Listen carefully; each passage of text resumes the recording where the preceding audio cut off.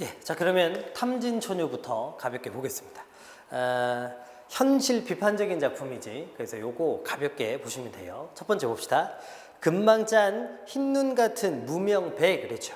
무명으로 만든 천이지 천. 요 천을 이방에게 바칠 돈이라고 황두가 와서 뺏어가네 이렇게 되어 있습니다. 자 그러면 이방에다도 세모 치시고 황두에다가도 세모 치셔야 되는데 요 두 녀석들은 모두 백성들이 만든 것을 빼앗아가는 나쁜 애들이니까 옛날에 나쁜 관리를 탐관오리라고 그랬지. 그래서 여기 탐관오리라고 적어주시면 되겠고, 그 다음에 누전 세금 달라는 독촉이 성화 같구나. 3월 중순에 세곡선이 도성으로 간다고. 여러분 셋째 줄하고 넷째 줄은 사실 도치법이 쓰인 거죠. 그러니까 넷째 줄을 먼저 읽고 셋째 줄로 가는 게 맞잖아. 그치? 보면 3월 중순에 세곡선이 도성으로 가기 때문에 누전 세금 달라는 독촉이 성화 같구나 이렇게 봐도 되니까. 그래서 일단 셋째 줄, 넷째 줄은 도치법이 쓰였다 이렇게 봐두시고, 가만히 봤더니 세곡선이라는 것은 세금으로 거두어들인 곡식이 담겨있는 배니까요. 전체적인 내용을 보자면 백성들한테 뭘 많이 뜯어가는 거잖아. 여기서 저희가 잘 알고 있는 한자 성어가 하나 나와야 되지. 뭐? 가렴주구. 그렇죠. 뜻은 가혹한 정치라는 뜻이라 그래서 가렴주구 가혹한 정치. 그래서 백성들에게 너무 많은 걸 뜯어가고 있다. 자, 특히 여러분 여기는 원래 원문은 한자로 쓰여진 한시인데 선생님하고 한시 종류 구분하는 법 배웠어요. 일단 몇 줄이냐를 놓고 따졌을 때 하나, 둘, 셋, 넷, 네 줄짜리 한시를 뭐라고 부르기로 했냐면 절구, 8줄은 율시고 12줄이 넘어가면 배율이라고 하기로 했지. 그러니까 이게 절구에 해당하고 절구일 때 각각의 줄을 갖다가 기, 승, 전, 결이라고 이야기하기로 했지. 그러니까 기구, 승구, 전구, 결구 이렇게 확인하시면 됩니다.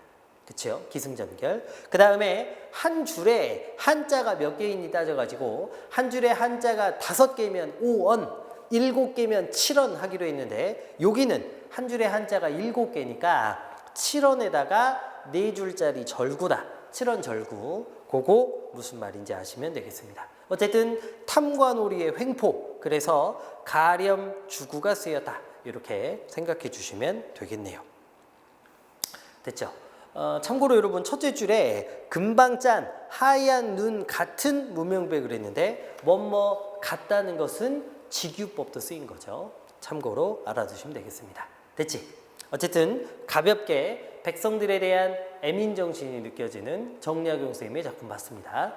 이어지는 작품은 한림별곡인데 한림별곡은 지은이가 한림제유 그랬죠. 한림원의 제유 모든 선비들 뭐 이런 뜻인데 제가 한림원이 어떤 곳이라고 미리 말씀을 드렸었냐면 수업 시간에 고려시대 때 무신 집권기에 이 무신들한테 붙어가지고 임금님을 뒤집어 엎었던 나라를 뒤집어 엎었던 사람들이다. 그러다 보니 작품 안에 자신들에 대한 자부심이 엄청나게 묻어난다. 자, 그래서 한림별곡은 글의 갈래를 적어보시면 경기하여가 줄여가지고 경기체가라고도 합니다. 근데 경기하여가의 경기는 경기도하고는 아무 상관이 없다 그랬지. 광경, 기, 그것이 하여 어떻습니까? 이 말이거든. 광경, 그것이 어떻습니까? 이 경기하여라는 말이 반복적으로 나오고 있기 때문에 경기하여가라고 하는 거예요. 그러면 광경, 그것이 어떻습니까? 이 말은 뒤에 어떤 대답이 숨어 있는 거냐면 참으로 굉장합니다. 참으로 놀랍습니다. 그래서 자신들의 모습을 보여주면서 자기들 잘났다고 과시하는 작품이 이 작품. 그래서 자부심, 과시적 이런 말들이 드러나면 다 한림별곡에 대한 설명입니다. 고려시대 때 지배층들의 노래 경기하여가 이렇게 기억해달라고 말씀드렸죠. 그래서 이게 나중에 8장까지 가게 되면 앞부분에 엄청 예쁜 아가씨들의 모습을 묘사하고 이런 아가씨들하고 놀고 있는 나 이 모습은 어떠냐 이렇게까지 자기 자신을 과시하는 어찌 보면 되게 유치한 작품이다. 그렇게 말씀드렸습니다. 됐죠? 자, 그래서 일단 고려시대 지배층의 노래인 경기하여가 줄여서 경기체가라고 한다. 왜 경기하여가냐? 광경, 그것이 어떻습니까? 라는 경기하여가 반복돼서 그런다. 여기서 뭘 느낄 수 있느냐? 자부심, 과시적 이런 것들을 느낄 수 있다. 이렇게 정리하시는 거예요. 자, 작품을 보겠습니다. 작품은 총 6줄로 구성되어 있는데 전체 8장 중에 1장만 소개되어 있어요. 저희 교과서에는. 근데 6줄을요. 어떻게 쪼개야 되냐면 위에 4줄, 밑에 2줄 이렇게 쪼개는 거예요. 그러니까 위에 4줄이니까 더 많잖아. 그래서 앞전자 큰 대자를 써가지고 전대절 혹은 대자 빼고 전절이라고 하고 뒤는 2줄이니까 양이 작잖아요. 그래서 뒤후자 작다는 뜻의 소자 후소절 내지는 소자를 빼고 후절이라고 부릅니다. 그래서 4, 2 이렇게 쪼개지는 작품인데 첫째 줄부터 보시죠.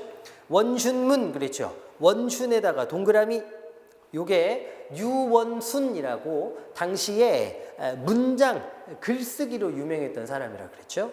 그 다음에 인노시 그랬습니다. 인노에다가 동그라미 치시고 역시 시로 유명했던 이인노라는 사람입니다. 공노사륙 이렇게 돼 있죠. 요거 공노에다가 동그라미 치시고 사륙 변려문이라는 독특한 글을 잘 썼던 이공노라는 사람입니다. 니정원 동그라미 이규보라는 사람이고 딘할림 동그라미 진화라는 사람이에요. 샹운주필 그랬는데 쌍운주필이라고 두 개의 운자 쌍운을 가지고 글을 써내려가는 독특한 형태의 글인데요. 아무튼 요 글을 잘 쓰는 이규보와 진화 같은 사람. 그 다음에 퉁기대책 퉁기의 동그라미 대책문으로 유명한 유충기. 그 다음에 광균 경의 광균에다가 동그라미 경의는 경전 뜻풀이 그걸로 유명했던 민광균이라는 사람입니다. 량경시부 량경에다가 동그라미 시와 부라는 한자로 쓰는 글인데요. 요것도 잘 썼던 김량경. 그래서 어떤 학교에서 요거 총 몇 명인지 물어보는 학교도 있었는데 학생들이 9명으로 착각하더라고. 여기 중간에는 2명밖에 없어서 8명이다. 이 8사람이 등장했는데 이 8사람은요. 당시 최고 사람들에게 잘 알려져 있는 작가, 문인들이라고 생각하시면 돼요. 그래서 그 아래 위, 감탄사니까 해석 안 하셔도 되고 시당, 시험장의 경, 광경, 기, 그것이 어떠하니이고 어떻습니까? 요게 경기하여지요. 그들이 한 곳에 모여있는 광경, 그것이 어떻습니까? 이 말이죠. 그리고 제가 수업 시간에 말씀드렸던 대로 연말 가요제다 내지는 연말 연기대상 시상식이다. 그래서 최고 스타라고 할 만한 사람들이 모두 한 곳에 쫙 모여있는 광경, 그것이 어떻습니까? 이런 거죠. 그러면 뒤에 생략된 말은 참으로 놀랍습니다. 참으로 대단합니다. 이런 말이 생략된 거니까 일단 여러분 아까 말씀드린 대로 자부심, 자신감, 긍지 내지는 과시적이라는 말이 모두 맞습니다. 알겠죠? 그 다음에 요 말이 반복되고 있으니까 후렴구라는 말도 맞아요. 세 번째는 어떻습니까? 이렇게 의문문의 형태로 되어 있지만 궁금해서 묻는 건 아니죠. 서리법이 쓰였다는 것도 맞습니다.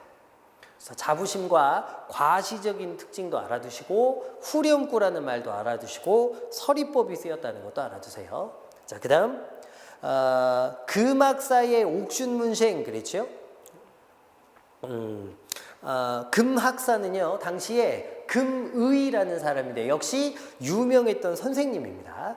금학사의 옥슌문생 이게 옥으로 만든 죽순이 옥슌이거든. 죽순은 대나무의 그 싹을 죽순이라 그러니까 옥으로 만든 죽순 같은 문화생 제자들 뭐 이런 거거든요.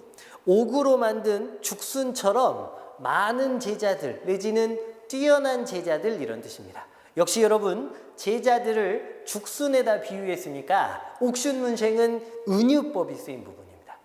금학사의 옥슌문생 금의라는 선생님이 키워낸 옥으로 만든 죽순 같은 많은 제자들 뛰어난 제자들 위 감탄사니까 해석 안 해도 되고 날조차 나를 포함해 몇 분인이 있고 몇 분입니까? 이렇게 돼 있는데 역시 괄호 안에 생략된 말은 참으로 많습니다. 이 말이 생략된 거죠. 그래서 역시 자부심, 과시적 요거 좀 알아두시고 서리법이 쓰였다는 것도 함께 알아두시면 되겠습니다. 됐죠? 그래서 자부심, 과시적인 거 알아두세요.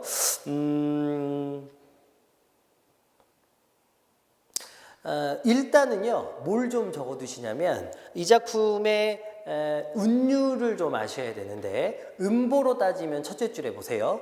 원춘문, 인노시, 공노사륙 이랬죠. 그러니까 하나, 둘, 셋, 세 덩어리가 나왔으니까 삼음보가 맞겠고 글자 수의 비율로 따지면 원춘문 세 글자, 인노시 세 글자, 공노사륙 네 글자 334조로 쓰였습니다. 그래서 여러분 음보율은 삼음보고 음수율, 글자 수의 배열은 세 글자, 세 글자, 네 글자라고 좀 알아두세요. 334조 이것도 알아두시고 그 다음에요. 그 교과서에 보면 이 작품의 갈래를 어디에 넣을 것이냐에 대한 내용 그런데 기본적으로 시니까 서정문학이라고 볼 건데 교술문학으로 볼 수도 있다는 내용도 있거든요. 그래서 일부 학교에서는 서정문학이냐 교술문학이냐를 묻는 경우도 있으니까요. 여러분들 학교 선생님이 뭐라고 하시는지 그거 잘 한번 들어두시고 여기에 이 작품의 갈래가